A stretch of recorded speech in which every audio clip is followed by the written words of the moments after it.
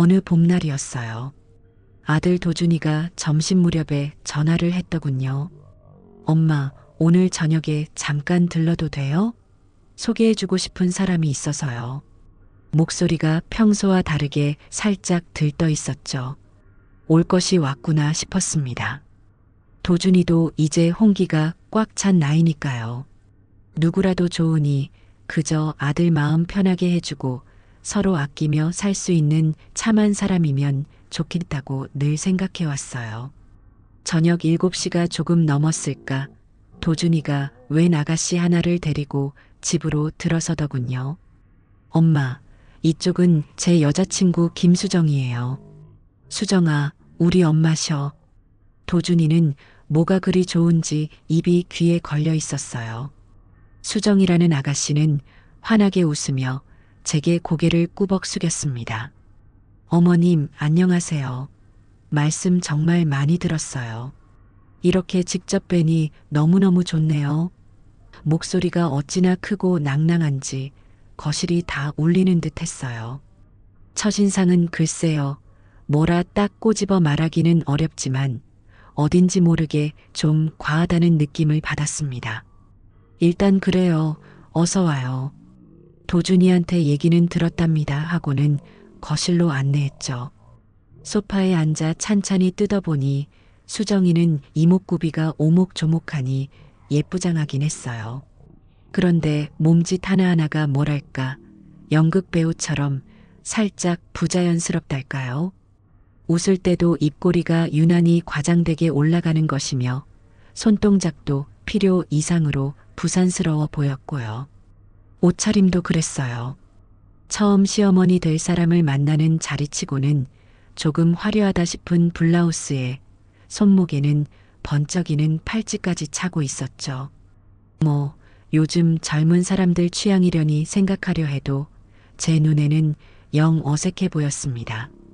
과일을 내오니 수정이는 어머나 어머님, 과일도 이렇게 예쁘게 깎으셨어요?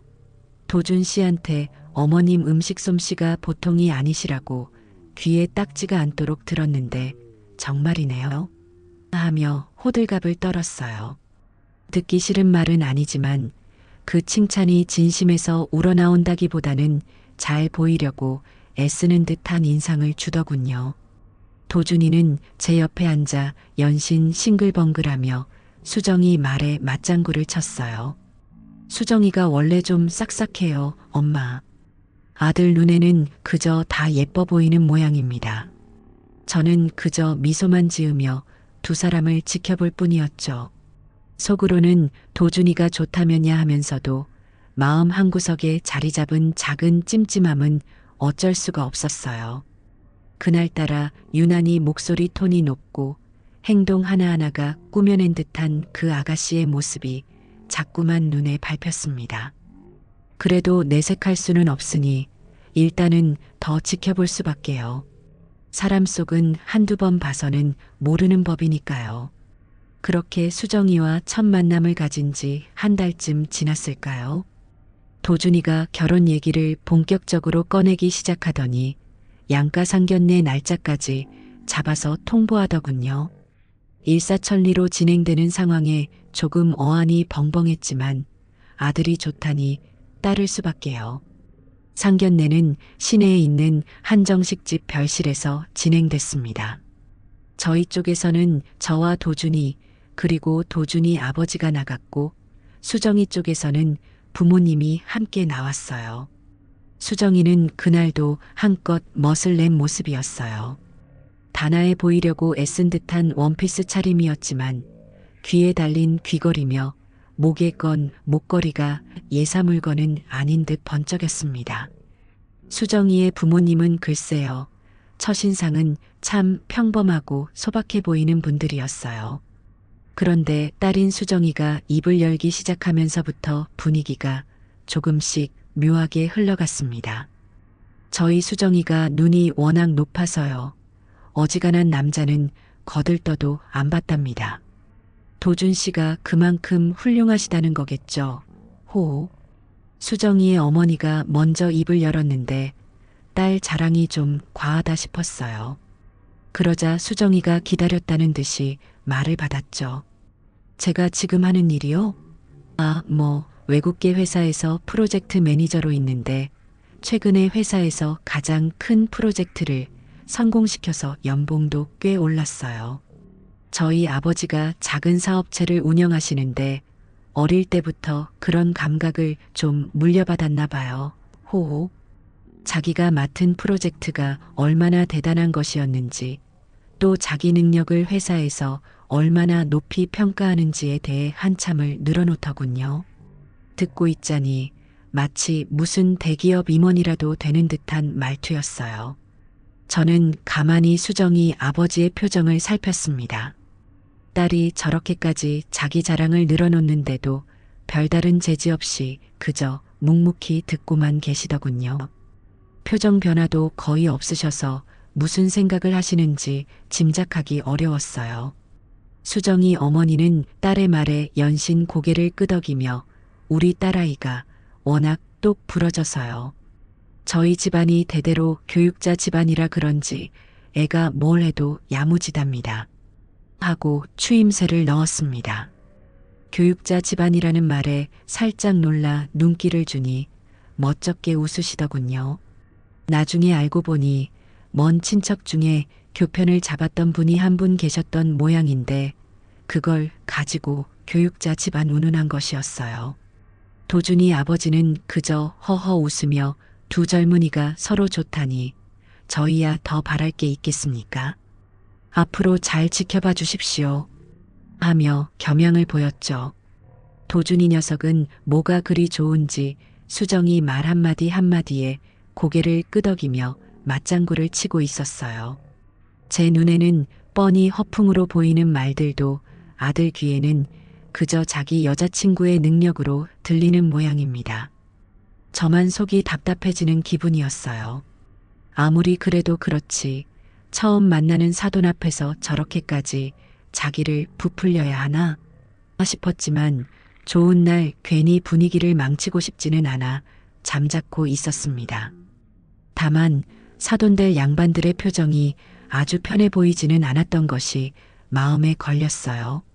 딸이 하는 말을 다 믿는 것인지 아니면 체면 때문에 목말리고 내버려 두는 것인지 그 속을 알 수가 없었죠. 그날 상견례는 겉으로는 화기애애하게 마무리되었지만 제 마음속에는 풀리지 않는 의문과 함께 짙은 안개 같은 것이 스멀스멀 피어오르는 것을 느꼈습니다. 상견례가 끝나고 결혼 준비는 그야말로 속전속결로 진행됐어요. 신혼집이며 예식장은 도준이가 알아서 척척 계약을 해왔는데 문제는 예단과 혼수에서 터지기 시작했습니다. 하루는 수정이가 도준이와 함께 저희 집에 찾아왔어요. 다과상을 앞에 놓고 이야기를 나누던 중 수정이가 조심스럽게 예단 목록이라며 종이 한 장을 내밀더군요. 거기에는 제게 드릴 한복이며 이불, 반상기 세트 외에도 명품 가방이며 보석 세트까지 적혀 있었어요. 그걸 보는 순간 눈앞이 아찔해지는 기분이었습니다. 수정아, 이건 좀 과한 것 같구나. 우리 형편에 이런 것까지는 무리일 듯 싶은데. 제가 조심스럽게 말문을 여니 수정이는 기다렸다는 듯이 대답했어요. 어머님, 요즘 이 정도는 다들 기본으로 한대요. 제 친구들도 다 이 정도는 받았고요. 어머님께 좋은 것 해드리고 싶은 제 마음이에요. 그 마음이라는 것이 어찌나 부담스럽던지. 도준이도 옆에서 엄마 수정이 딴에는 엄마 생각해서 준비한 목록인 것 같은데 하며 며느리 될 사람 편을 들더군요. 저는 더 이상 말을 잇지 못했어요. 혼수 문제는 더 가관이었어요. 신혼집이 그리 넓은 평수도 아닌데 냉장고는 양문형 중에서도 가장 큰 것으로 해야 하고 텔레비전이며 세탁기, 건조기, 소파, 침대까지 전부 최신형의 값비싼 브랜드 제품들로 목록을 쫙 뽑아왔더군요. 새 출발인데 이왕이면 좋은 걸로 싹 다 바꾸고 싶어요. 나중에 후회하는 것보다 낫잖아요. 어찌나 당당하게 말하는지 듣고 있는 제가 다 민망할 지경이었어요. 저희 집 형편을 도준이를 통해 익히 들어서 알고 있을 텐데도 어쩜 저렇게 자기 생각만 할 수 있는지 기가 막혔습니다.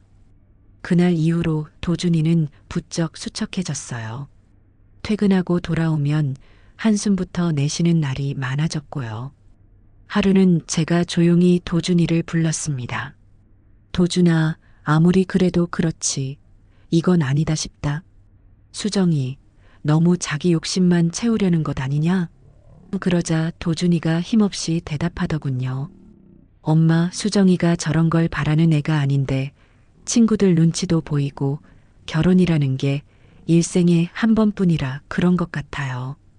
제가 어떻게든 마련해 보겠지만 엄마가 조금만 보태주실 수 있을까요?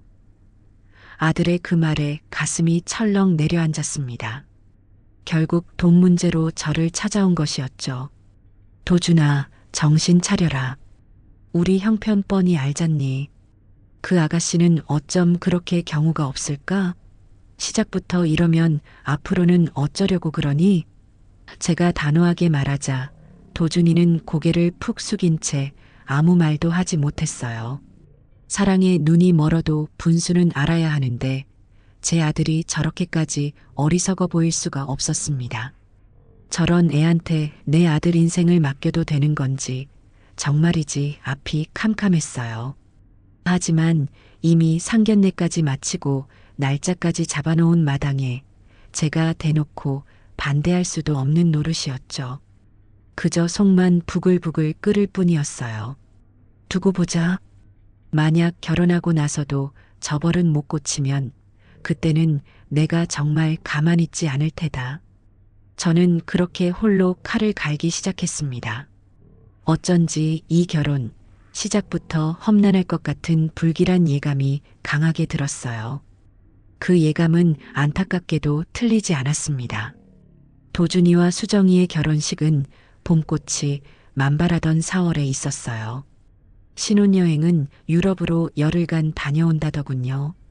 저희 형편에는 조금 과하다 싶었지만 아들이 좋아서 하는 일에 제가 더는 보태줄 것도 없으니 그저 잘 다녀오자고 손을 흔들어 주었죠. 신혼여행지에서 두 아이가 보내오는 사진들은 하나같이 그림 같았어요. 근사한 풍경 앞에서 값비싸 보이는 음식을 먹고 보기에도 호사스러운 호텔에서 묵는 모습들이었죠.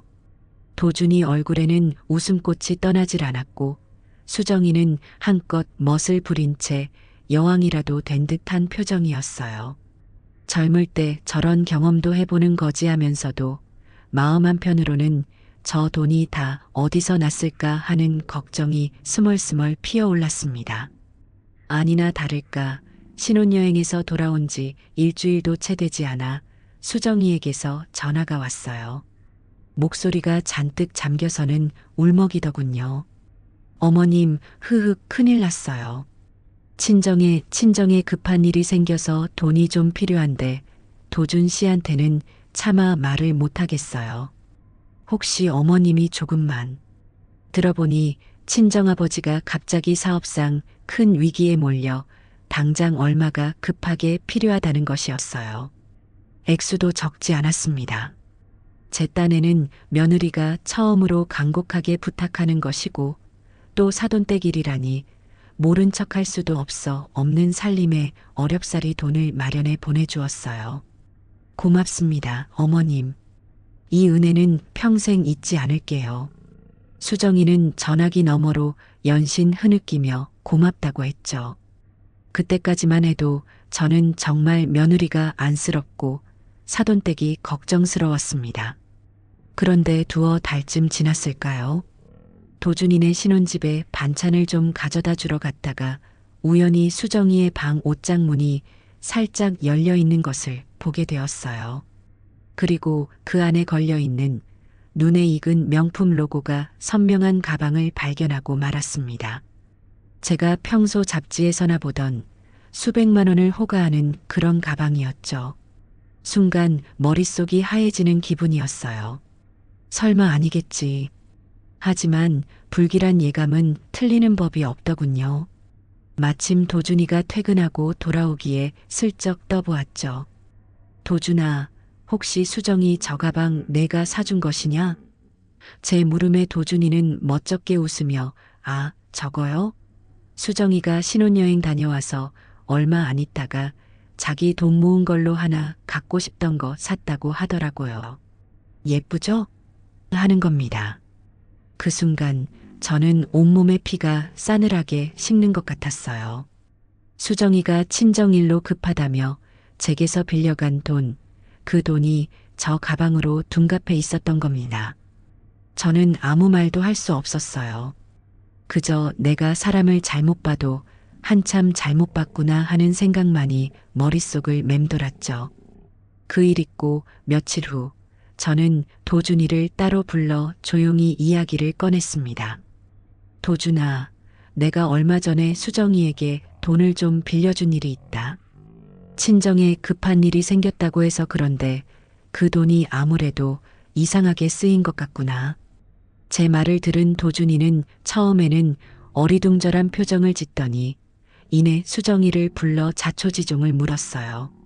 그러자 수정이는 기다렸다는 듯이 눈물을 뚝뚝 흘리기 시작하더군요.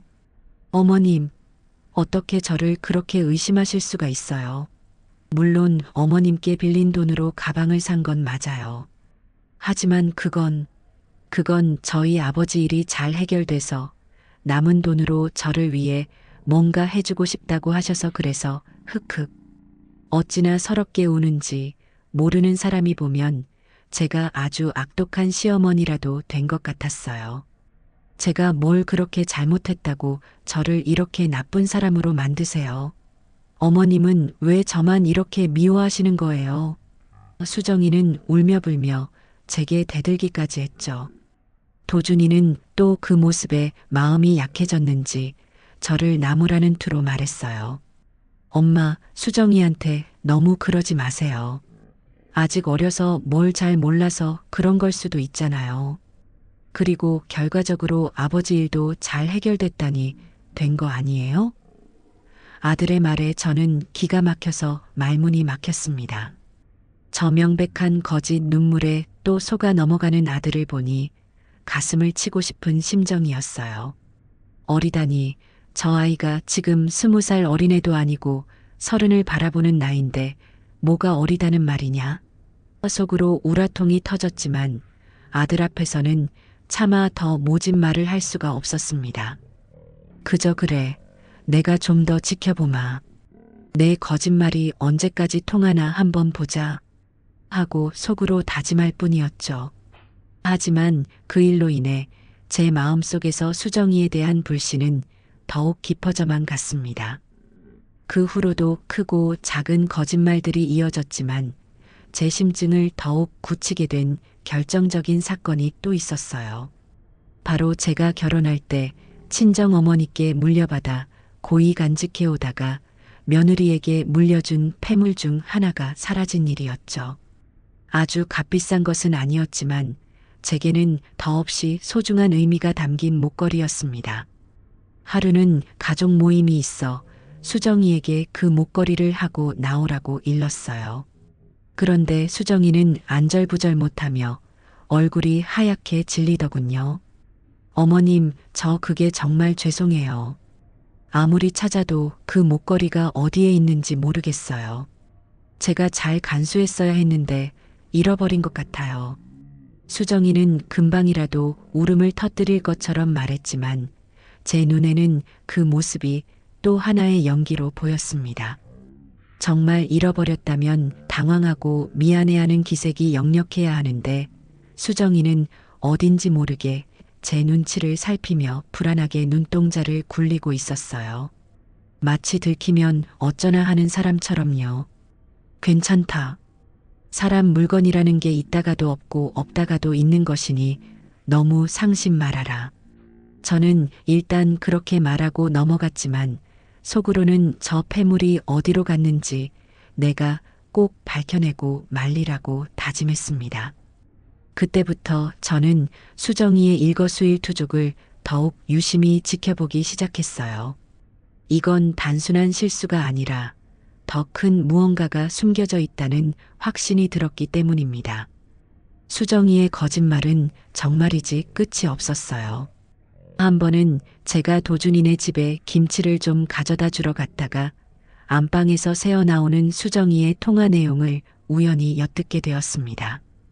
아마 제가 온 줄 모르고 친구와 한창 수다를 떠는 중이었던 모양이에요. 야, 우리 시어머니? 말도 마. 완전 구식에 꼬장꼬장해서 숨도 못 쉬겠다니까. 시도 때도 없이 전화해서는 뭐 해라, 뭐 하지 마라 잔소리하는데 아주 미치겠다니까. 저는 그 자리에 못 박힌 듯 서서 아무 말도 할 수가 없었어요. 제가 언제 수정이에게 그렇게까지 간섭을 했던가요? 오히려 아들네 사생활 존중해 주려고 웬만한 일에는 신경도 쓰지 않으려 노력했는데 말입니다. 용돈? 용돈은 무슨. 지난번에 친정아버지 일로 급하다고 해서 겨우 몇 푼 빌려줬는데 그걸로 생색은 또 얼마나 내는지 몰라. 내가 그 돈으로 명품백 하나 샀다고 아주 난리가 났었잖아. 진짜 치사해서 원. 그 말을 듣는 순간 온몸에서 피가 거꾸로 솟는 듯한 분노를 느꼈습니다. 적반하장도 유분수지 어떻게 저렇게까지 뻔뻔할 수가 있을까요? 저는 조용히 현관문을 열고 나왔어요. 차마 그 자리에서 며느리의 머리채라도 잡고 따질 용기가 나지 않았습니다. 그보다는 실망감이 너무나 컸기 때문이겠죠. 제 진심을 저렇게까지 왜곡해서 받아들이고 뒤에서는 저를 형편없는 시어머니로 만들고 있었다니. 그날 밤 저는 잠을 이룰 수가 없었습니다. 며느리의 허풍은 시댁 식구들을 넘어 자기 친구들 사이에서도 여전했어요. 한 번은 도준이가 회사 동료의 결혼식에 갔다가 우연히 수정이의 대학 동창을 만났다고 하더군요. 그 동창이 도준이에게 반갑게 아는 체를 하며 이런저런 이야기를 나누다가 이런 말을 했대요. 어머, 수정이 남편 되시는 분이셨군요. 수정이한테 말씀 많이 들었어요. 도준 씨가 외국계 투자회사에서 아주 중요한 직책을 맡고 계시고 연봉도 엄청나다고 들었는데 정말 대단하세요. 도준이는 그 말을 듣고 어리둥절했다고 합니다. 자기는 평범한 국내 중소기업에 다니는 과장일 뿐인데 어떻게 그런 소문이 났는지 말이죠. 집에 돌아와 수정이에게 그 이야기를 하니 수정이는 얼굴이 빨개져서는 아유, 친구들이 그냥 부러워서 좀 과장해서 말했나 보지. 당신이 워낙 능력이 뛰어나니까 그렇게 보였나 봐. 하고는 얼버무렸다고 해요. 도준이는 아유, 수정이가 또 그랬나 보네. 걔는 가끔 저렇게 허풍이 심하다니까.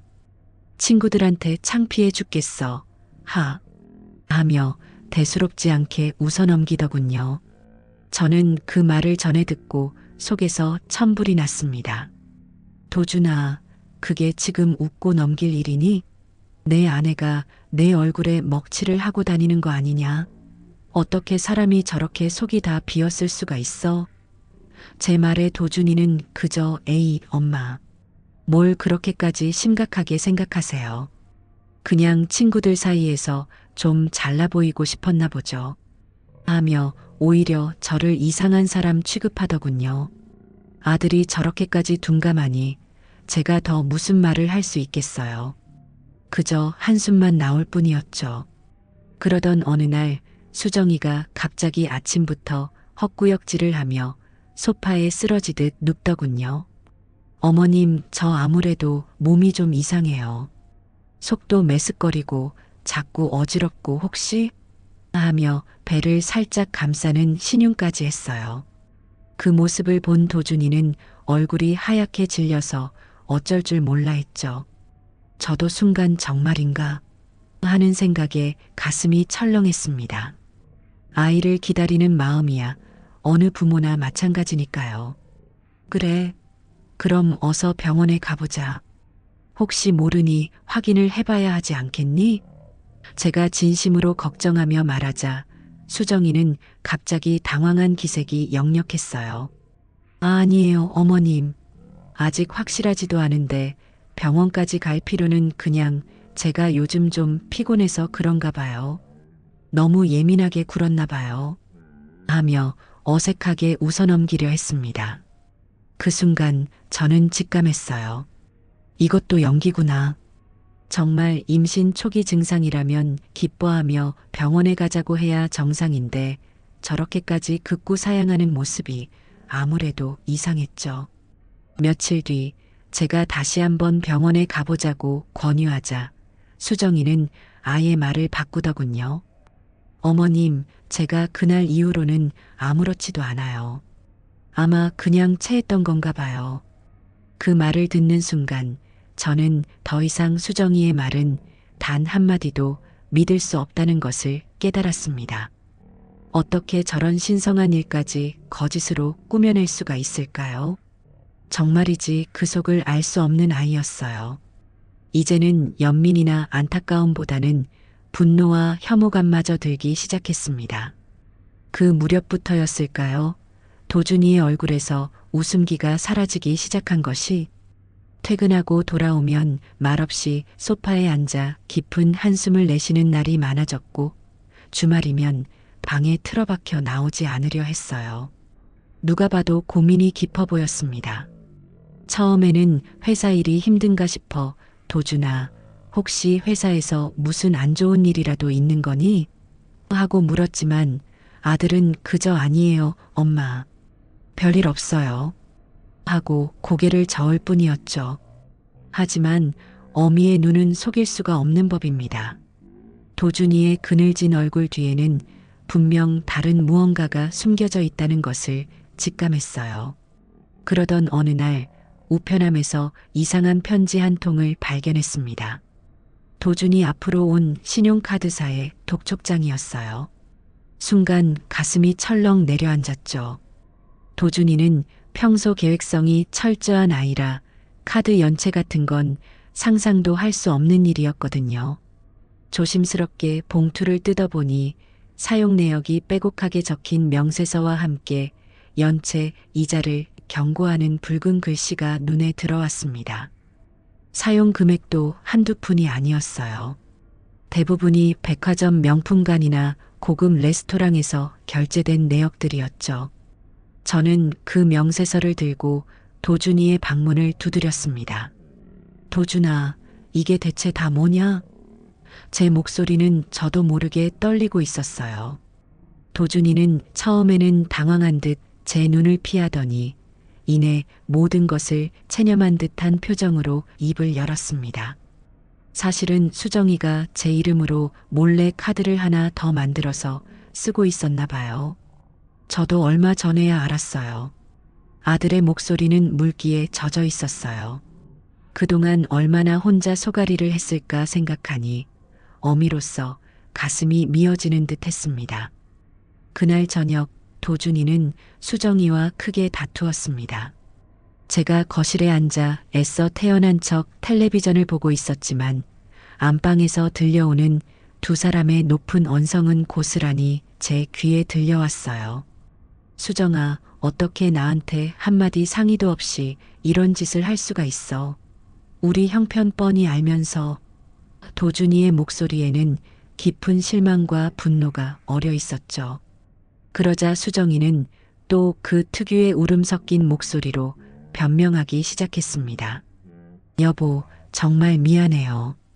나도 이렇게까지 금액이 커질 줄은 몰랐어요. 그냥 당신한테 좀 더 잘 보이고 싶어서, 친구들한테 꿀리고 싶지 않아서 그랬던 거예요. 하지만 이번만큼은 도준이도 쉽게 넘어가지 않았습니다. 잘 보이고 싶어서? 그래서 내 이름으로 빚을 내도 된다는 거야? 이게 지금 말이나 되는 소리냐고. 수정이는 한참을 울며 불며 매달렸지만 도준이의 마음은 이미 단단히 상한 듯 보였어요. 그 모습을 지켜보는 제 마음도 착잡하기 그지없었습니다. 이건 단순한 철부지의 행동이 아니었어요. 이건 명백한 사기나 다름없었죠. 저 아이는 정말 안 되겠구나. 도준이를 위해서라도 내가 뭔가 결단을 내려야 할 때가 온 것 같다. 저는 조용히 주먹을 움켜쥐었습니다. 며칠 뒤 저는 수정이를 따로 불러 앉혔습니다.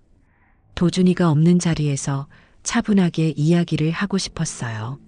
수정아, 내가 지금 뭘 잘못하고 있는지 정말 모르는 거니? 도준이가 저렇게까지 힘들어하는데 내 눈에는 그게 보이지 않는 것이냐? 제가 최대한 침착하게 말했지만 속에서는 이미 불덩이가 치밀어 오르고 있었죠. 그런데 수정이의 반응은 제 예상을 훨씬 뛰어넘는 것이었어요. 눈물 한 방울 흘리지 않고 오히려 당당하게 저를 쏘아보며 이렇게 말하더군요. 어머님, 제가 뭘 그렇게 잘못했는데요? 요즘 젊은 사람들 다 이렇게 살아요. 어머님 세대랑은 다르다고요. 그리고 솔직히 말해서 도준 씨가 능력이 부족해서 제가 이렇게까지 하게 된 거 아니겠어요? 다른 집 남편들은 아내한테 이 정도는 다 해준다는데. 그 말을 듣는 순간 저는 제 귀를 의심했습니다. 어떻게 저렇게까지 뻔뻔하고 경우 없는 말을 아무렇지도 않게 내뱉을 수 있는 걸까요? 아들의 부족함까지 들먹이며 자신의 잘못을 정당화하려는 그 모습에 저는 그만 이성의 끈을 놓아버릴 뻔했습니다. 하지만 가까스로 분노를 억누르며 차갑게 말했어요. 아가, 너는 정말 구제불능이로구나. 내가 지금 무슨 말을 하고 있는지는 알고 있는 것이냐? 수정이는 입을 꾹 다문 채 여전히 반항적인 눈빛으로 저를 노려보더군요. 그 순간 저는 깨달았습니다. 더 이상 대화는 무의미하다는 것을요. 저 아이는 결코 변하지 않을 것이라는 것을요. 제 마음속에서는 이미 며느리에 대한 마지막 기대마저 산산조각 나버렸습니다. 이제는 정말이지 돌이킬 수 없는 강을 건넜다는 생각이 들었어요. 수정이의 거짓말과 허영은 마치 밑빠진 독에 물 붓기처럼 끝없이 이어졌어요.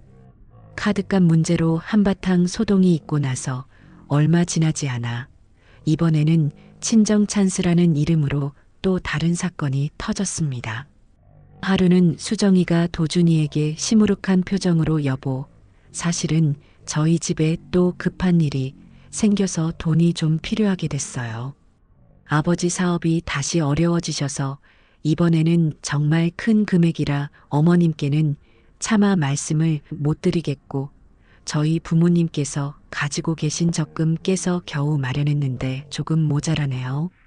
당신이 조금만 보태주면 안 될까요? 하고 매달렸다고 해요. 도준이는 지난번 카드 사건 때문에 마음이 많이 상했지만 그래도 처갓집 일이라니 외면할 수가 없어 결국 여기저기서 돈을 융통해 수정이에게 건네주었다고 합니다. 수정이는 정말 고마워요, 여보. 이 돈은 저희 부모님이 금방 갚아주실 거예요. 하며 안도의 한숨을 내쉬었다고 하더군요. 하지만 세상에 비밀은 없는 법이죠. 며칠 뒤 도준이 앞으로 한 통의 대출 상환 독촉장이 날아왔습니다. 내용을 확인한 도준이는 그 자리에서 얼어붙고 말았어요. 수정이가 친정 부모님께 빌렸다고 했던 돈은 사실 고금리 사채였던 겁니다. 그것도 도준이 몰래 도준이 명의를 도용해서 받은 대출이었죠. 이자가 눈덩이처럼 불어나 원금보다 더 커져 있었어요. 그 사실을 알게 된 도준이는 그야말로 망연자실했습니다. 당장 수정이를 불러다 앉히고는 고함을 질렀어요. 이게 대체 다 뭐야?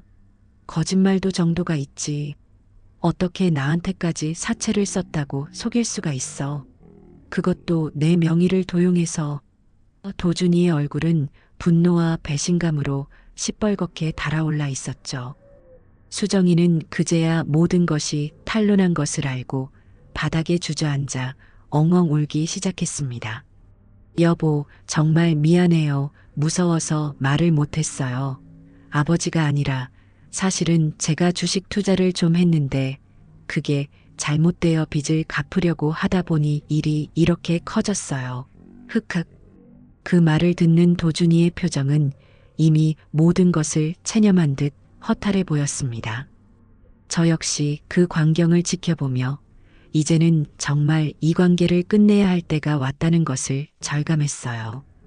저 아이는 거짓말을 하지 않고는 단 하루도 살 수 없는 병에 걸린 것 같았습니다. 그런 와중에도 수정이의 허영심은 조금도 수그러들지 않았어요. 하루는 제게 찾아와서는 아주 조심스러운 표정으로 말을 꺼내더군요. 어머님, 저 혹시 내일 동창회가 있는데 어머님 예전에 한번 드셨던 그 비싼 가방이랑 옷 좀 하루만 빌려주시면 안 될까요? 제 친구들 남편들이 다들 잘 나가서 괜히 제가 기죽어 보일까 봐서요. 저는 어이가 없어서 말도 나오지 않았습니다. 집안이 지금 어떤 상황인데 동창회에 나가서 남들 눈에 잘 보일 생각만 하고 있다니. 저는 단호하게 거절했어요. 수정아, 그건 안 되겠다. 내 물건도 아닌 것을 빌려서까지 남들 눈을 의식할 필요는 없다. 있는 그대로의 내 모습으로 당당하게 다녀오너라. 제 말에 수정이는 입을 삐죽 내밀더니 작은 목소리로 어머님은 너무 빡빡하세요. 며느리가 오랜만에 친구들 만나서 기 좀 살겠다는데 그것도 못 빌려주시고 꼭 구두쇠처럼 하고 투덜거리더군요. 그 말을 듣는 순간 저는 더 이상 저 아이에게 어떤 기대도 할 수 없다는 것을 깨달았습니다. 사람의 본성은 쉽게 변하지 않는다는 옛말이 하나도 틀리지 않았어요. 겉모습과 허울 좋은 치장에만 목을 매는 저 아이에게 진정한 행복이나 만족이 있을 리 없었죠. 가끔 온 가족이 모여 저녁 식사를 할 때면 저는 일부러 분위기를 좀 부드럽게 만들어 보려고 농담을 하곤 했어요.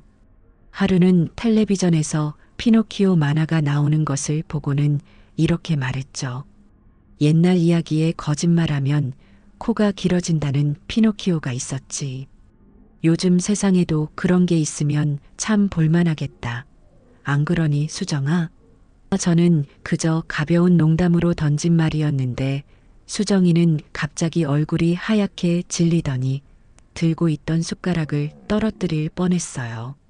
그리고는 어색하게 웃으며 아, 네, 어머님.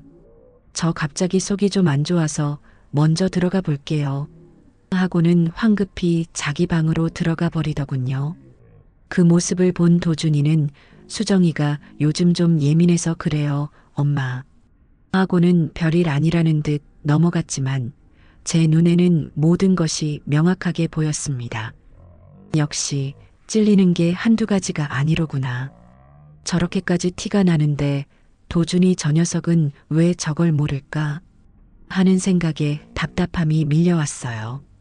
하지만 한편으로는 그래. 내 거짓말의 끝이 어디인지 내가 똑똑히 지켜봐 주마 하는 오기도 생겼습니다. 이제는 저 아이의 거짓된 가면을 벗겨내고 도준이에게 그 실체를 제대로 알려줘야 할 때가 되었다고 생각했어요. 더 이상은 저 거짓의 늪에서 아들이 허우적거리도록 내버려 둘 수는 없었습니다. 그날 수정이가 제게 어머님은 절 이해 못해요. 라며 소리쳤던 그 순간부터였을 겁니다. 제 마음속에서 무언가가 단단히 결심을 굳힌 것은요. 더 이상은 저 아이의 거짓과 허영에 휘둘려서는 안 된다. 내 아들 도준이를 저런 아이에게서 구해내야 한다는 모정 비슷한, 아니 그보다 더 절박한 심정이 제 온몸을 휘감았습니다. 그동안은 혹시나 하는 마음에 아이가 철이 없어서 그러려니 결혼하고 살림을 꾸리다 보면 나아지겠거니 하는 신락 같은 기대를 놓지 못했던 것이 사실이에요. 하지만 이제는 알 것 같았습니다. 수정이는 변하지 않을 것이라는 것을요. 아니, 변할 생각이 조금도 없는 아이라는 것을요.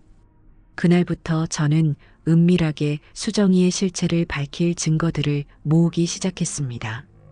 마음은 급했지만 섣불리 움직였다가는 오히려 저 아이에게 반격의 빌미를 줄 수 있다는 생각에 신중을 기하고 또 기했죠. 도준이네 집에 반찬이라도 가져다 주는 날이면 예전에는 거실에만 앉아 있다 돌아왔지만 이제는 일부러 부엌이며 수정이 방 근처를 서성거렸어요. 그러다가 휴지통에 아무렇게나 구겨버려진 영수증 조각이라도 발견하면 가슴이 뛰었죠.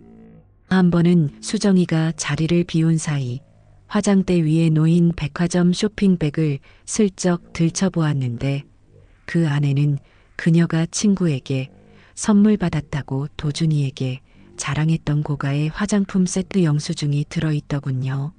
물론 결제는 수정이 명의의 카드로 되어 있었고요. 저는 조용히 휴대폰으로 그 영수증을 찍어두었습니다. 그런 식으로 하나둘씩 증거가 모이기 시작했어요. 주말에 도준이와 함께 외식이라도 할 때면 수정이는 어김없이 과장된 몸짓과 목소리로 자기가 얼마나 대단한 회사에서 중요한 프로젝트를 맡고 있는지, 주변 사람들이 자기를 얼마나 부러워하는지 떠들어댔죠. 저는 그때마다 조용히 수정이의 말을 휴대폰 녹음기에 담았습니다. 나중에 도준이에게 들려줄 생각이었어요. 내가 사랑하는 여자가 사실은 이렇게 허황된 이야기를 아무렇지도 않게 늘어놓는 사람이라는 것을 똑똑히 알려주고 싶었거든요. 도준이도 어렴풋이 뭔가 느끼는 바가 있었던 모양입니다. 예전처럼 수정이 말이라면 파트로 매주를 쓴다 해도 믿던 모습은 아니었어요. 가끔 저와 단둘이 있을 때면 엄마 수정이가 가끔 좀 이해가 안 될 때가 있어요. 하고 말끝을 흐리기도 했으니까요. 그럴 때마다 저는 도준이의 어깨를 두드리며 다 잘 될 거다. 하지만 아닌 건 아니라고 말할 수 있는 용기도 필요하단다. 하고 애둘러 말해줄 뿐이었죠.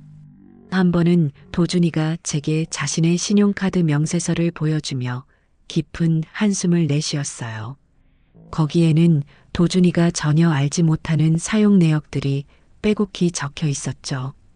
대부분이 수정이가 평소 갖고 싶어 하던 옷이나 액세서리 혹은 고급 미용실에서 사용한 금액들이었습니다. 이걸 다 어쩌면 좋죠, 엄마. 도준이의 목소리에는 깊은 절망감이 배어 있었어요. 저는 그 명세서 역시 잘 보관해 두었습니다. 이것 또한 수정이의 거짓된 생활을 증명하는 중요한 증거가 될 테니까요. 증거를 모으는 과정이 즐거울 리는 없었습니다. 오히려 마음이 무겁고 때로는 비참하기까지 했어요. 하지만 도준이를 위해서 그리고 망가져가는 우리 가족을 위해서라도 제가 이 악역을 맡아야 한다고 생각했습니다. 조금만 더 확실한 증거를 모으자. 그리고 그때가 되면 모든 것을 밝히는 거야. 저는 매일 밤 그렇게 스스로를 다잡았습니다. 어느덧 시간은 흘러 계절이 바뀌고 제 손에는 수정이의 거짓말을 입증할 만한 자료들이 제법 쌓여 있었습니다. 영수증, 카드 명세서, 녹취 파일, 심지어 수정이가 친구들과 주고받은 SNS 메시지 내용까지 확보했죠. 이 모든 것을 도준이에게 보여줄 날을 생각하니 한편으로는 가슴이 답답하면서도 다른 한편으로는 어떤 후련함 같은 것이 느껴지기도 했어요. 이제 이 지긋지긋한 거짓의 사슬을 끊어낼 때가 다가오고 있다는 예감 때문이었을까요? 드디어 결전의 날이 밝았습니다. 주말 아침 저는 도준이에게 전화를 걸어 점심이나 같이 하자고 청했어요. 수정이는 빼고 단둘이서만요. 도준이도 뭔가 예감했는지 군말 없이 그러겠다고 하더군요. 약속 장소인 한적한 한정식집 별실에 먼저 도착한 저는 그동안 모아온 자료들을 테이블 위에 가지런히 펼쳐놓았습니다. 잠시 후 도준이가 방으로 들어섰고 테이블 위에 놓인 서류들을 보고는 얼굴이 하얗게 굳어지는 것을 저는 똑똑히 보았어요. 엄마 이게 다 뭐예요?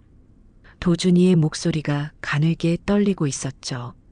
저는 아무 말 없이 도준이 맞은편에 앉아 가장 먼저 수정이의 음성이 담긴 녹취 파일 하나를 재생했습니다.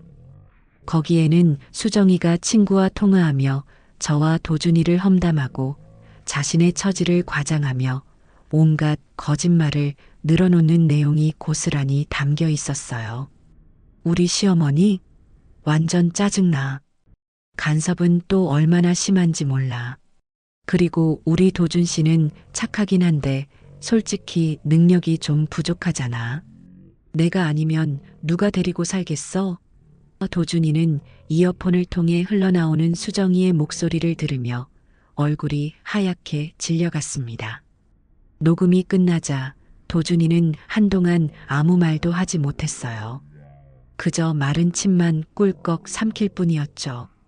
저는 이어서 수정이의 카드 사용 내역과 각종 영수증들, 그리고 그녀가 SNS에 허위로 올린 게시물들을 하나하나 짚어가며 설명해 주었습니다. 제가 얼마나 오랫동안 이 사실들을 알고 있었는지, 그리고 왜 지금까지 말을 아껴왔는지에 대해서도 차분히 이야기했죠. 도준아, 엄마도 이러고 싶지 않았다. 정말이야. 하지만 더는 너를 저 아이의 거짓 속에 살게 할 수는 없다고 판단했단다. 내가 얼마나 힘들었을지 엄마는 다 안다. 하지만 이제는 결정을 내려야 할 때인 것 같구나. 제 말을 듣는 동안 도준이는 고개를 푹 숙인 채 미동도 하지 않았어요. 어깨가 가늘게 떨리고 있는 것을 보니 아마 울고 있는지도 모르겠습니다. 한참의 침묵 끝에 도준이가 힘겹게 입을 열었어요.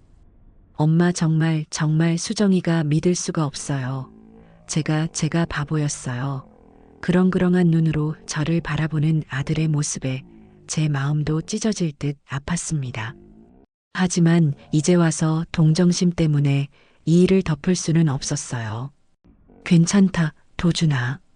지금이라도 알았으니 된 거야. 중요한 건 앞으로 내가 어떻게 하느냐다. 저는 아들의 손을 힘주어 잡아주었습니다. 그날 도준이는 한마디 말도 없이 제가 내민 증거 자료들을 가방에 챙겨넣고는 무거운 발걸음으로 식당을 나섰어요. 그 뒷모습을 바라보며 저는 길고 길었던 싸움의 끝이 보이기 시작했다는 것을 직감했습니다. 그 일이 있고 나서 며칠 뒤부터였을까요?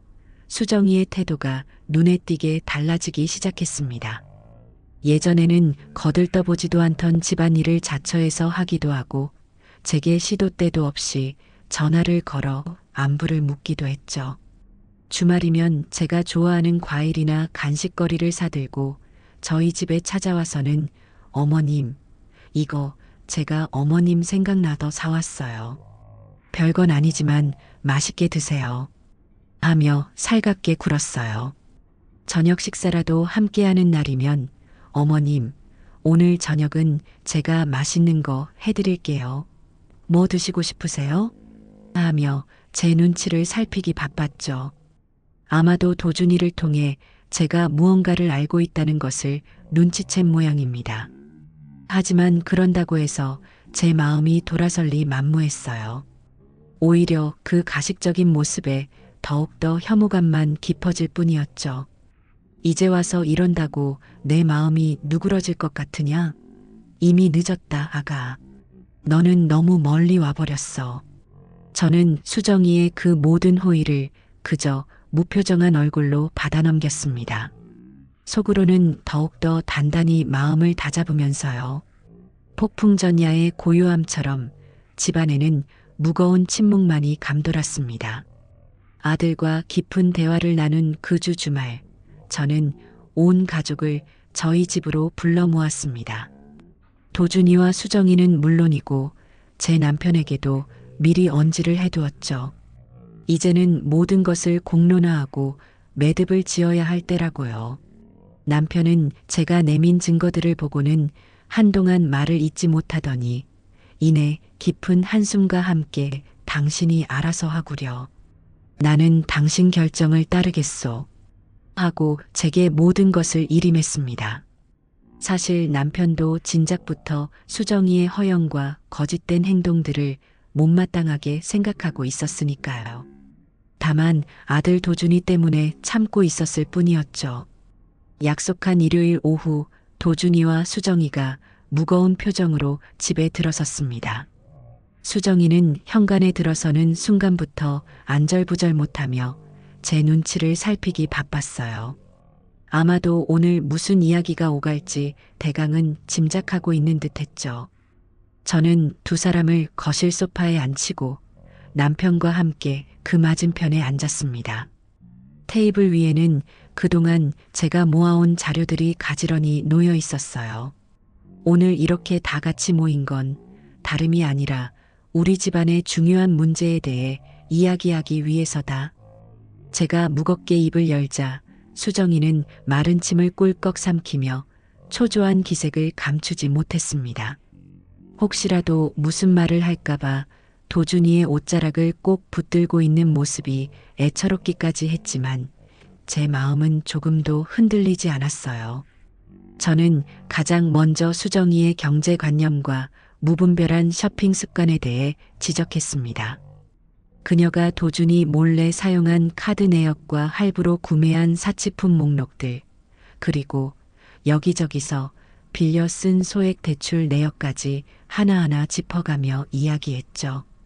증거가 명백하니 수정이도 더는 변명할 거리가 없는 듯 고개를 푹 숙이고 있었습니다. 이어서 저는 수정이가 주변 사람들에게 얼마나 많은 거짓말을 해왔는지에 대해 이야기했어요.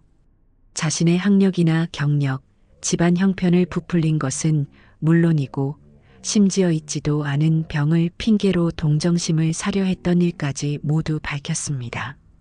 특히 수정이가 저와 도준이에 대해 친구들에게 얼마나 심한 험담을 했는지 녹음 파일을 통해 들려주었을 때 도준이는 두 주먹을 불끈 쥔 채 부들부들 떨었고 수정이는 결국 참았던 울음을 터뜨리고 말았습니다. 어머님, 제가 다 잘못했어요. 정말 죽을 죄를 지었습니다. 여보, 미안해요. 제가 정말 철이 없었어요. 수정이는 바닥에 엎드려 통곡하며 용서를 빌기 시작했어요. 악어의 눈물이라는 것을 알면서도 한때나마 며느리로 생각했던 아이의 그 처참한 모습을 보니 마음이 편치만은 않았습니다. 하지만 여기서 약해져서는 안 된다고 스스로를 다잡았어요. 도준이는 싸늘한 눈빛으로 울고 있는 수정이를 내려다볼 뿐 아무런 말도 하지 않았습니다. 그 눈빛 속에는 깊은 실망과 배신감, 그리고 일말의 연민조차 남아있지 않은 듯 했어요. 한참을 울던 수정이가 고개를 들어 도준이를 바라보며 애원했지만 도준이는 그 시선을 피할 뿐이었죠. 그 모습을 지켜보던 제가 마지막으로 입을 열었습니다. 수정아, 내 눈물이 지금 진심이 아니라는 것, 여기 있는 사람들 모두가 다 안다. 하지만 내가 정말로 반성하고 새 사람이 될 기회를 원한다면 딱 한 번만 더 기회를 주겠다. 제 말에 수정이는 번쩍 고개를 들었고 도준이도 놀란 눈으로 저를 바라보았어요. 다만 여기에는 조건이 있다. 첫째, 앞으로 단 한 번이라도 거짓말을 하거나 남을 속이는 행동을 해서는 안 된다. 둘째, 분수에 맞지 않는 사치나 허영을 버리고 성실하게 생활해야 한다. 셋째, 도준이와 우리 가족에게 진심으로 사과하고 용서를 구해야 한다. 만약 이 약속들 중 단 하나라도 어길 시에는 그때는 정말로 우리 인연은 끝나는 거다. 알겠느냐? 제 목소리는 얼음장처럼 차가웠지만 단호했습니다. 수정이는 흐느끼며 연신 고개를 끄덕였어요. 네, 어머님 명심할게요. 정말 다시는 실망시켜드리지 않을게요. 하지만 그 눈빛 어디에서도 진정한 뉘우침은 찾아볼 수 없었습니다. 그저 이 위기만 모면하려는 장깨만이 가득할 뿐이었죠. 가족회의는 그렇게 끝이 났습니다. 집안에는 무거운 침묵이 감돌았고 마치 폭풍이 휩쓸고 지나간 듯한 황량함만이 남았어요. 저는 직감했습니다. 이것은 끝이 아니라 또 다른 시작일 뿐이라는 것을요. 마지막 경고가 있었던 가족회의 이후 며칠 동안은 집안에 평화가 찾아온 듯 했어요. 수정이는 눈에 띄게 조심하는 기색이었고 도준이에게도 살갑게 굴며 반성하는 모습을 보이려 애썼습니다. 아침 일찍 일어나 도준이의 아침 식사를 차리고 저녁에는 제가 좋아하는 반찬을 만들어 도준이 편에 보내기도 했죠. 도준이도 그런 수정이의 노력을 애써 외면하지는 않았지만 예전처럼 살가운 모습은 아니었어요. 깨진 유리가 다시 붙을 수 없듯이 한번 금이 간 신뢰는 쉽게 회복되지 않는 법이니까요. 저는 그저 두 사람을 말없이 지켜볼 뿐이었습니다. 과연 수정이가 이번에는 정말 달라질 수 있을 것인지 아니면 또다시 우리를 실망시킬 것인지 시간이 모든 것을 말해줄 테니까요. 하지만 안타깝게도 그 평화는 오래가지 못했습니다. 한 달 생활비를 수정이에게 맡겨보기로 한 도준이의 결정이 화근이었어요. 도준이는 수정이에게 마지막으로 믿음을 보여주고 싶었던 모양입니다. 수정아, 이번 달 생활비는 내가 한번 관리해봐. 꼭 필요한 곳에만 아껴 쓰고 남은 돈은 저축하도록 하자. 수정이는 감격한 표정으로 정말 고마워요, 여보. 이제부터 정말 알뜰하게 잘 살림할게요. 하고 다짐까지 했었죠. 그런데 불과 일주일 만에 수정이는 도준이에게 생활비가 다 떨어졌다고 말하는 것이 아니겠어요? 도준이가 깜짝 놀라하니 벌써? 어디에 다 쓴 거야? 이번 달에는 경조사도 없었고 특별히 돈 들어갈 일도 없었잖아. 하고 내역을 보여달라고 하자 수정이는 또다시 눈을 동그랗게 뜨고는 억울하다는 듯이 말했습니다. 여보, 어떻게 나를 그렇게 못 믿어요? 사실은 지난번에 병원에 갔었는데 의사 선생님이 제가 몸이 많이 약해졌다고 영양제라도 좀 챙겨 먹으라고 하셔서 당신 걱정할까봐 말 안 하고 좋은 걸로 몇 가지 샀어요. 그리고 갑자기 친척분 중에 편찮으신 분이 생겨서 병문안 가느라 좀 썼고요. 어찌나 태연하게 거짓말을 하는지 듣고 있는 도준이는 기가 막혀서 말도 제대로 잊지 못했다고 합니다. 물론 수정이가 말한 영양제며 병문안은 모두 새빨간 거짓말이었죠. 확인 결과 그 돈은 대부분 인터넷 쇼핑으로 옷가지와 화장품을 사는 데 쓰였고 나머지는 친구들과 고급 레스토랑에서 식사하는데 탕진해 버린 것이었어요. 그 사실을 알게 된 도준이는 그야말로 망연자실했습니다. 마지막 믿음마저 산산조각 난 기분이었겠죠.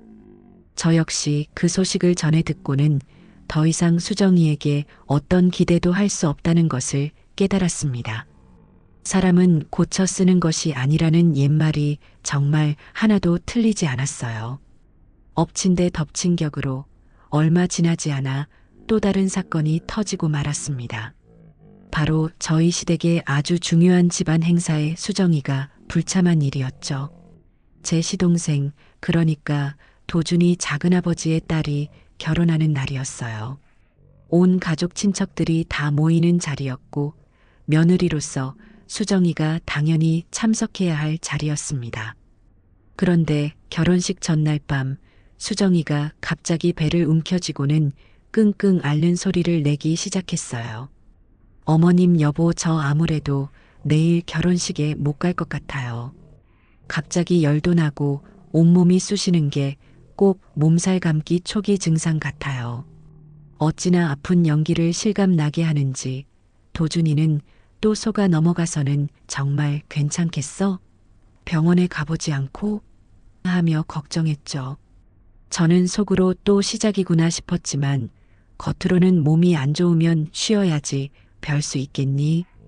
도준이 너라도 가서 얼굴 비추고 오너라 하고 말했습니다. 그렇게 수정이는 결혼식에 불참했고 저와 도준이만 참석하게 되었죠. 그런데 예식장에서 우연히 제 오랜 친구를 만났는데 그 친구가 제게 뜻밖의 이야기를 하는 것이 아니겠어요? 어머, 사부인. 내가 아까 백화점에 잠깐 들렀었는데 거기서 수정이 아니에요? 젊은 친구랑 같이 깔깔거리면서 쇼핑하고 있던데 내가 잘못 봤나? 그 말을 듣는 순간 저는 눈앞이 캄캄해지는 것을 느꼈습니다. 온 가족이 모이는 중요한 날에 몸이 아프다는 핑계로 빠지고 그 시간에 백화점에서 쇼핑을 즐기고 있었다니. 저는 분노를 넘어 이루 말할 수 없는 배신감과 허탈감에 휩싸였습니다. 도준이에게 이 사실을 알리자 도준이의 얼굴은 하얗게 질려갔어요.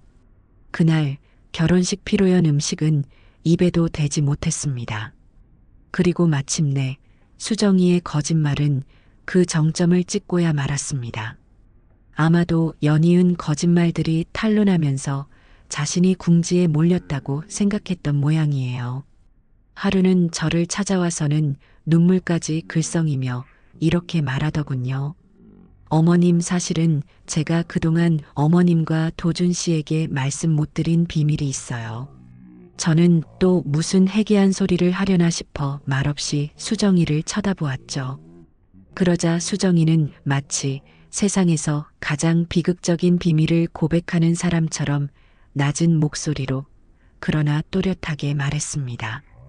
제가 사실은 불치병에 걸렸어요. 의사 선생님이 앞으로 살 날이 얼마 남지 않았다고 흑흑거려서 제가 요즘 좀 이상하게 행동했던 거예요. 도준 씨한테는 아직 말 못했어요. 그 사람 걱정할까봐 저 이제 어떻게 해야 할까요, 어머님? 그 말을 듣는 순간 저는 온몸의 피가 싸늘하게 식는 것을 느꼈습니다. 분노 때문이 아니었어요. 인간에 대한 깊은 혐오감 때문이었죠. 어떻게 사람이 저렇게까지 악랄하고 파렴치한 거짓말을 태어나게 할 수 있을까요? 더군다나 자신의 목숨을 담보로 하는 거짓말이라니. 저는 아무 말 없이 자리에서 일어나 안방으로 들어가 서랍을 열었습니다. 그리고 그 안에서 얼마 전 도준이가 받아온 수정이의 종합 건강검진 결과지를 꺼내 수정이 앞에 던져주었어요. 거기에는 신체 건강하며 특별한 이상, 소견 없음이라는 문구가 선명하게 적혀 있었죠. 수정이는 그 결과지를 보고는 얼굴이 새하얗게 질려 아무 말도 하지 못했습니다. 저는 차갑게 가라앉은 목소리로 말했어요. 아가, 너는 정말 인간이기를 포기한 것 같구나. 이제 더 이상은 안 되겠다. 오늘부로 너와 나의 인연은 여기까지다. 그 순간 제 마음속에서는 그 어떤 동정심이나 연민도 남아있지 않았습니다. 오직 이 지긋지긋한 악연을 끊어내야겠다는 단호한 결심만이 가득할 뿐이었어요. 그 끔찍한 불치병 거짓말 소동이 있은 후 며칠간은 집안에 폭풍전야 같은 긴장감만 감돌았어요. 저는 수정이에게 사실상의 절연을 통보했지만 그 아이가 순순히 물러날 거라고는 조금도 생각하지 않았습니다. 아니나 다를까 사나흘쯤 지났을까요? 제 휴대폰에 수정이의 번호가 뜨더군요. 마치 아무 일도 없었다는 듯, 아니 오히려 평소보다 한 톤 높은 과장되게 명랑한 목소리가 전화기 너머에서 흘러나왔습니다. 어머님, 안녕하세요. 저 수정이에요. 잘 지내셨어요? 다름이 아니라 오늘 저녁에 잠깐 들러도 될까 해서요. 어머님이 해주신 밑반찬들이 다 떨어져서요. 김치도 좀 얻어갈까 하고, 아참, 그리고 도준 씨한테 줄 것도 좀 있고요. 지난번에 도준 씨가 갖고 싶어 하던 넥타이, 제가 큰맘 먹고 하나 샀거든요. 직접 전해주고 싶은데 괜찮을까요, 어머님? 그 뻔뻔함과 능청스러움에 순간 말문이 막혔지만 한편으로는 역시 내 예상이 틀리지 않았구나 싶었습니다. 이 아이는 지금 자신의 처지가 어떤지, 제가 얼마나 단단히 마음을 먹었는지 전혀 감지하지 못하고 있거나 혹은 애써 외면하고 있는 것이겠지요. 아니면 이것 또한 저를 시험하거나 제 반응을 떠보려는 고도의 계산된 행동일 수도 있고요. 저는 잠시 숨을 골랐다가 제 감정을 조금도 드러내지 않은 채 낮고 차분한 목소리로 대답했습니다. 그러렴. 올 테면 와보거라. 그 말 속에 담긴 서늘한 칼날을 수정이가 느꼈을지는 모르겠습니다. 전화기 너머로 수정이는 와. 정말요? 역시 어머님밖에 없어요. 그럼 이따 저녁에 맛있는 거 뭐라도 사들고 찾아뵐게요. 도준 씨한테는 비밀로 해주시고요. 서프라이즈 해주고 싶거든요. 하고는 아이처럼 신이 나서 제잘거리다 전화를 끊더군요. 저는 조용히 수화기를 내려놓고 창밖의 잿빛 하늘을 한참 동안 바라보았습니다. 오늘 이 길고 지긋지긋한 악연의 사슬을 제 손으로 완전히 끊어내리라. 다시 한번 마음을 굳게 다졌습니다. 그날 오후 저는 도준이에게 전화를 걸어 저녁에 수정이가 집에 찾아올 것 같다고 미리 알려주었어요. 그리고 제가 오늘 어떤 행동을 할 것인지에 대해서도 담담하게 설명했죠. 도준이는 한동안 아무 말 없이 제 이야기를 듣고만 있더니 이윽고 깊은 한숨과 함께 힘겹게 입을 열었습니다. 엄마 정말 이렇게까지 하셔야겠어요? 그냥 좋게 말로 해서 돌려보내면 안 되는 거예요? 아들의 목소리에는 착잡함과 일말의 망설임이 묻어 있었어요. 저는 이해했습니다. 아무리 정이 떨어지고 배신감을 느꼈다 한들 한때는 사랑했던 사람을 그렇게까지 매정하게 내치는 것이 쉬운 일은 아니겠지요. 도준아, 엄마도 이러고 싶지 않다. 하지만 저 아이는 좋게 말해서 들을 아이가 아니라는 것 내가 더 잘 알지 않니? 이미 우리는 저 아이에게 너무 많은 기회를 주었어. 더 이상은 안 된다. 내 인생을 위해서라도 이번에는 엄마가 악역을 맡아야겠다. 제 단호한 말에 도준이는 다시 침묵했습니다. 그리고 잠시 후 모든 것을 체념한 듯한 그러나 어딘지 모르게 후련해 보이는 목소리로 대답하더군요. 알겠어요, 엄마. 엄마 뜻대로 하세요. 저도 이제 정말 지쳤어요. 저는 아들의 그 말에 가슴 한구석이 아려오면서도 한편으로는 안도했습니다. 이제 도준이도 현실을 받아들이고 이 관계를 정리할 준비가 된 것이겠지요. 그날 저녁 우리 집에는 유난히 무거운 침묵이 흘렀습니다. 저는 혹시라도 수정이가 집에 들어와 함부로 손을 댈까 싶어 안방 서랍 속의 귀중품들을 다시 한번 확인하고 현관과 연결된 인터폰의 볼륨을 최대로 낮춰놓았습니다. 마치 결전을 앞둔 장수처럼 비장한 마음으로 그 아이가 오기만을 기다렸어요. 저녁 식사 시간이 한참 지나고 밤 9시가 가까워졌을 무렵이었을 겁니다. 드디어 현관 초인종이 요란하게 울렸어요. 기다렸다는 듯이 인터폰 화면을 켜니 예상대로 잔뜩 멋을 부린 수정이의 얼굴이 나타났습니다. 양손에는 제법 큰 쇼핑백과 함께 제가 좋아하는 과일이라며 딸기 한 상자를 들고 있었죠.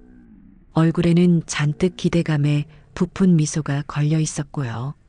저는 아무런 응답도 하지 않고 그 모습을 가만히 지켜보았습니다. 초인종 소리가 그치고 잠시 정적이 흐르더니 이번에는 수정이가 현관문을 다급하게 두드리기 시작했어요. 어머님, 저 수정이에요. 안에 계세요? 어머님이 오라고 하셨잖아요. 목소리에는 약간의 짜증과 당혹감이 묻어나기 시작했습니다. 저는 여전히 아무런 대꾸도 하지 않았죠. 소파에 앉아 눈을 감고 있으니 옆에 앉은 도준이가 제 손을 가만히 잡아주더군요. 아들의 따뜻한 온기가 제게 큰 힘이 되었습니다. 문 밖의 소란은 점점 더 커져만 갔어요. 어머님, 안에 계신 거 다 알아요. 저 진짜 힘들게 여기까지 왔단 말이에요. 문 좀 열어주세요. 네. 도준 씨도 안에 있어요? 여보, 나왔어. 수정이는 이제 거의 절규하듯 소리를 지르기 시작했습니다.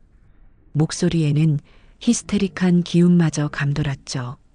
아마도 자신의 예상과 전혀 다른 상황 전개에 당황하고 분노한 모양입니다. 저는 혹시라도 이웃 주민들에게 피해가 갈까 싶어 잠시 망설였지만 여기서 문을 열어주는 것은 그 아이의 뜻대로 휘둘리는 것과 다름없다고 생각했어요. 조금만 더 참자. 저 아이도 곧 제풀에 지쳐 돌아가겠지. 그렇게 생각하며 귀를 닫았습니다. 그러나 수정이는 생각보다 훨씬 더 집요했어요. 한참 동안 문을 두드리고 소리를 지르던 그녀는 갑자기 전략을 바꾼 듯 울먹이는 목소리로 애원하기 시작했습니다. 어머님, 제가 정말 잘못했어요. 네. 제가 그동안 어머님 속상하게 해드린 거 다 알아요. 다시는 안 그럴게요. 제발 한 번만 더 기회를 주세요. 문 좀 열어주세요. 네. 저 정말 반성 많이 했단 말이에요. 그 가증스러운 연기에 순간 헛웃음이 터져 나올 뻔했지만 가까스로 참았습니다. 저 눈물과 애원에 속아 넘어간 것이 어디 한두 번이었던가요? 이제는 지긋지긋했습니다. 그렇게 1시간 가까이 문 밖에서 온갖 쇼를 벌이던 수정이가 갑자기 조용해졌어요. 드디어 포기하고 돌아갔나? 생각하며 도준이와 함께 안도의 한숨을 내쉬려던 바로 그 순간 현관문 쪽에서 다시 시끄러운 소리가 들려오기 시작했습니다. 이번에는 수정이 혼자만의 목소리가 아니었어요. 낮고 위압적인 남자들의 목소리가 섞여 있었죠. 심장이 철렁 내려앉는 기분이었습니다. 깜짝 놀라 황급히 인터폰 화면을 확인해 보니 세상에 현관문 앞에는 수정이와 함께 제복을 입은 경찰관 2명이 나란히 서 있는 것이 아니겠어요? 그 순간 저는 분노보다도 어처구니가 없어 말문이 막혔습니다. 저 아이는 대체 어디까지 막 나가려는 걸까요? 제가 자신을 집에 감금하고 있다거나 혹은 문을 열어주지 않고 비인도적으로 괴롭힌다고 경찰에 신고라도 한 모양이었습니다. 정말이지 상상조차 할 수 없는 기상천외한 행동이었죠. 경찰관 중 한 명이 인터폰 마이크에 대고 정중하지만 단호한 목소리로 말했습니다. 계십니까? 안에 사람이 있다는 신고가 들어와서 나왔습니다. 잠시 문 좀 열어주시고 상황 설명 좀 해주시겠습니까? 저는 잠시 깊은 숨을 내쉬며 고민에 빠졌어요. 이 상황에서 어떻게 대처하는 것이 가장 현명할까?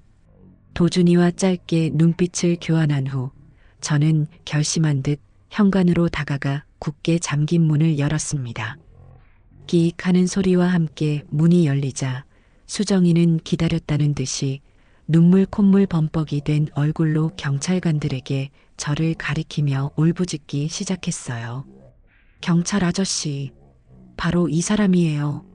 저희 시어머니인데 제가 반찬 좀 얻으러 온다고 미리 연락까지 드리고 찾아왔는데 글쎄 문을 걸어 잠그고 열어주지도 않고 저를 이렇게 1시간 넘게 문전박대하고 있어요. 제가 뭘 그렇게 잘못했다고 저한테 이러시는 건데요. 네, 이건 명백한 인권 유린이라고요. 수정이는 마치 세상에서 가장 억울한 일을 당한 사람처럼 서럽게 울며 저를 몰아세웠습니다. 그 모습이 어찌나 가증스럽고 뻔뻔한지 치가 떨릴 지경이었죠. 경찰관들은 난처한 표정으로 저와 수정이를 번갈아 쳐다보며 상황을 파악하려 애썼습니다. 저는 그들의 시선을 피하지 않고 최대한 침착하고 차분한 목소리로 입을 열었어요. 2분 경찰관님들, 늦은 밤에 소란을 피워 죄송합니다. 그리고 이런 집안일까지 경찰의 도움을 받게 되어 면목이 없습니다. 저는 먼저 정중하게 사과부터 한 뒤 품에서 신분증을 꺼내 보여주며 말을 이었습니다. 보시다시피 여기는 제 명의로 된 제 집입니다. 그리고 저 사람은 제 며느리인 것은 맞습니다만 여러 가지 불미스러운 일로 인해 저는 더 이상 저 사람을 저희 집에 들이고 싶지 않습니다. 사전에 오지 말라고 분명히 의사를 전달했음에도 불구하고 막무가내로 찾아와 소란을 피우고 심지어 경찰까지 부른 것은 바로 저 사람입니다. 가정 불화로 인해 더는 보고 싶지 않은 사람을 집에 들이고 싶지 않은 것이 그렇게 큰 죄가 되는 것입니까? 제 말은 차분했지만 그 안에는 단호한 의지가 담겨 있었죠. 제 설명을 듣는 동안 수정이는 옆에서 계속해서 아니에요. 다 거짓말이에요. 어머님이 저를 모함하는 거라고요. 하며 억지를 부렸지만 경찰관들은 이미 어느 정도 상황을 파악한 듯 보였습니다.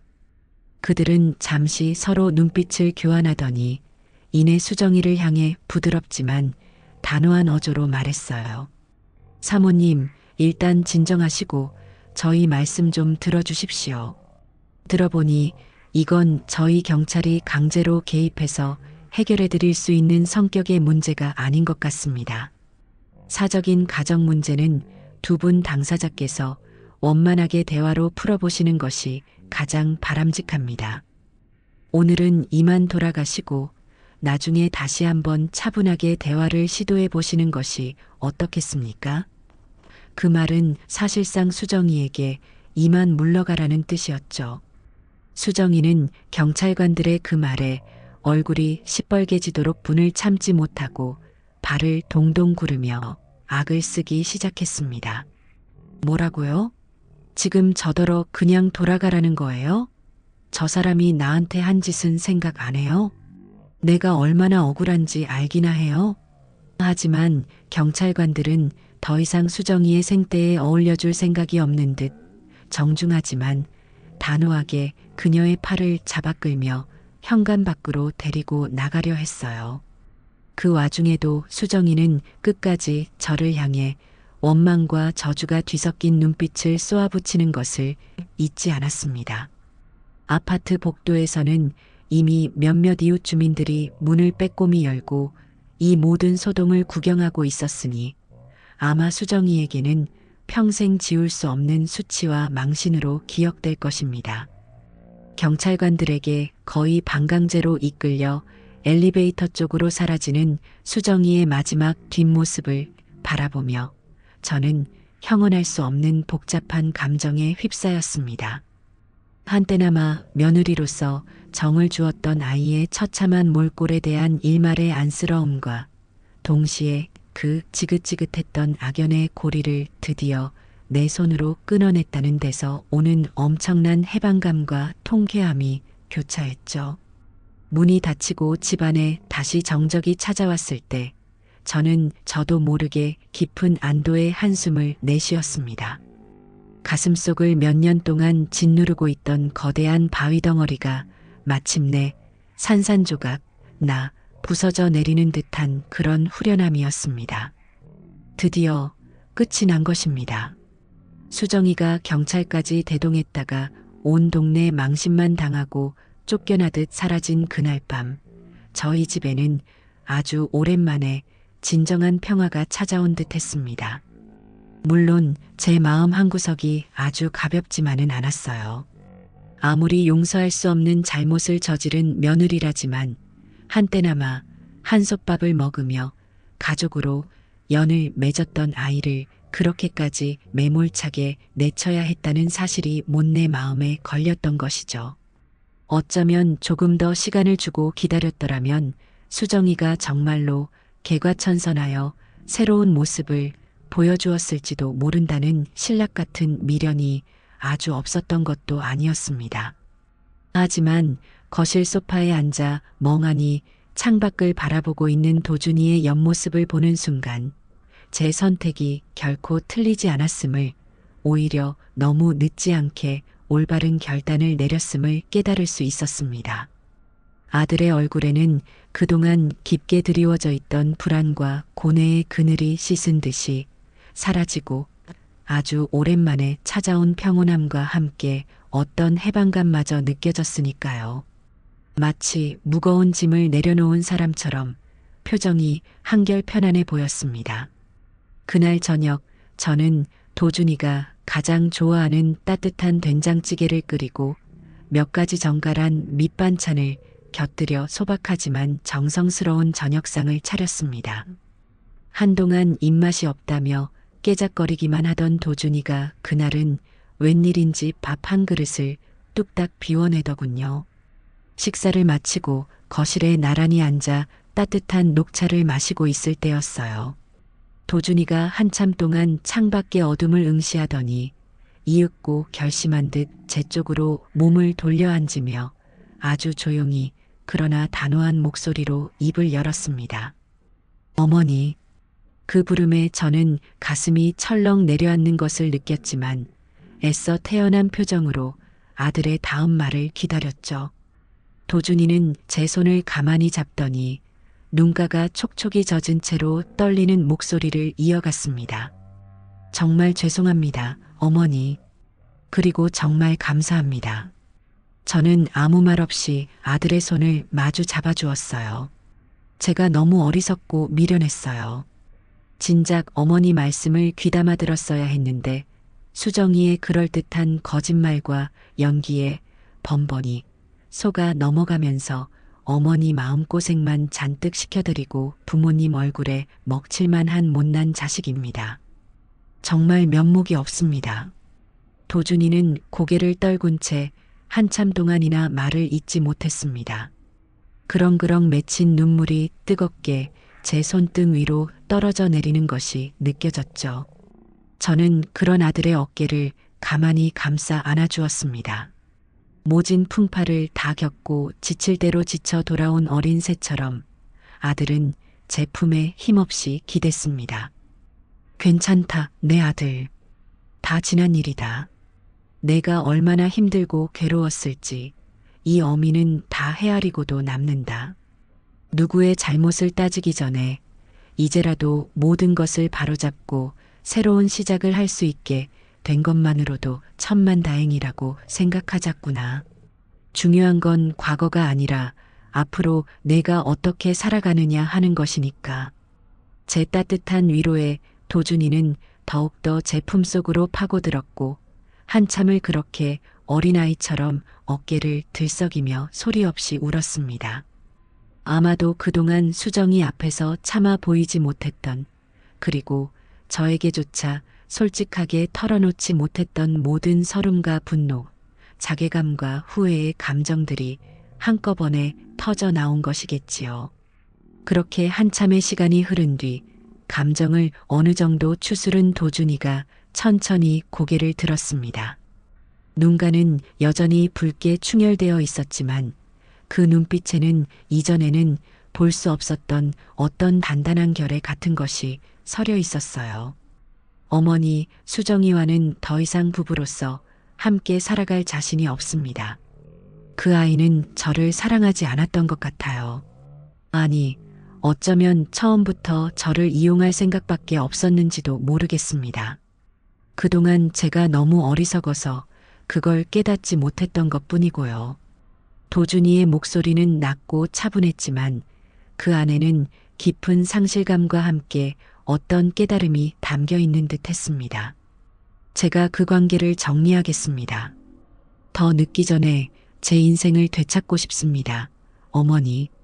그 말을 듣는 순간 제 마음도 한없이 무거워지고 아려왔습니다.